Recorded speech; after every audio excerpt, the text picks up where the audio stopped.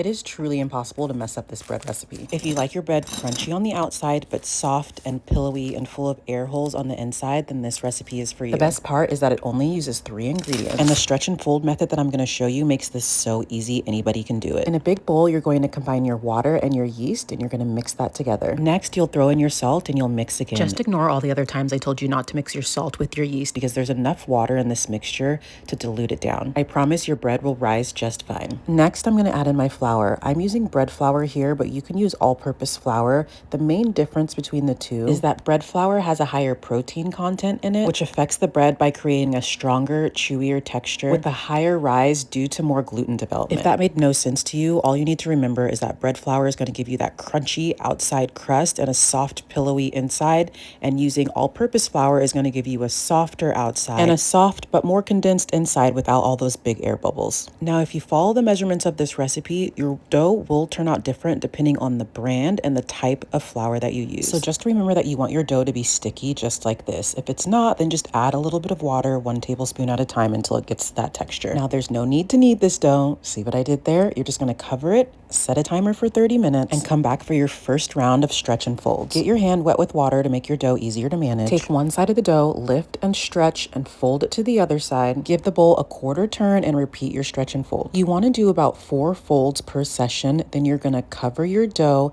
set another timer for 30 minutes, come back and do it again. Now let's talk a little bit about why we're doing the stretch and fold. This method helps the dough start to develop gluten faster so that you can enjoy your bread in a couple hours instead of having to wait all day or overnight like some recipes. As you're doing your multiple sessions of stretch and folds, you're gradually creating more and more tension within the dough. As we're doing the stretching, we're creating these bubbles within the dough that start expanding due to the yeast fermentation that's happening. By creating all this tension within the dough, we're making a dough that can support its own weight as the dough expands in the oven. Without all the stretching and folding, the dough simply just won't be able to hold its own weight and it won't rise as much. You'll notice that every time I take the towel off to do another stretch and fold, the dough is bigger and essentially stronger. You just can't see that part. After a couple of hours, you would have completed 4 rounds of stretch and folds. After your last round, cover your bowl and go grab your Dutch oven. Dutch ovens create the best environment for baking this bread. It creates a humid environment to allow the bread to rise before the crust sets. You will preheat your oven to 420 degrees and stick your Dutch oven in the oven while it's preheating to get it nice and piping hot. When you take your Dutch oven out of the oven, I like to keep my pot holders actually on the handles because it's really easy to forget that it's piping hot and you can accidentally grab it. Add a light layer of flour to the bottom of your Dutch oven so the dough doesn't stick, and simply just pick up your dough and put it inside. No need to form it. Now I'm going to use just a pair of kitchen scissors to cut a slit at the top of the dough. We do this to have some sort of control on the way the dough expands as it's baking in the oven. Without doing this, your dough could potentially burst while it's baking and it'll just ruin the form of your perfect bread. Now this is going into that 420 degree oven covered for about 30 minutes. Now take the top off, lower your oven to 400 degrees and stick it back in the oven for 15, 20, or 30 minutes depending on how dark you want your crust. We're making grilled cheese to dunk into our tomato soup tonight, so I'm going for a super dark, crispy crust. This loaf was left in for another 25 minutes. Now you're going to let your loaf cool on a wired rack. Using a wired rack is important because you want there to be airflow underneath the bread as it cools. Let it cool for at least 30 to 45 minutes. You want to make sure the center of the bread is really set. Now just listen to this crunch.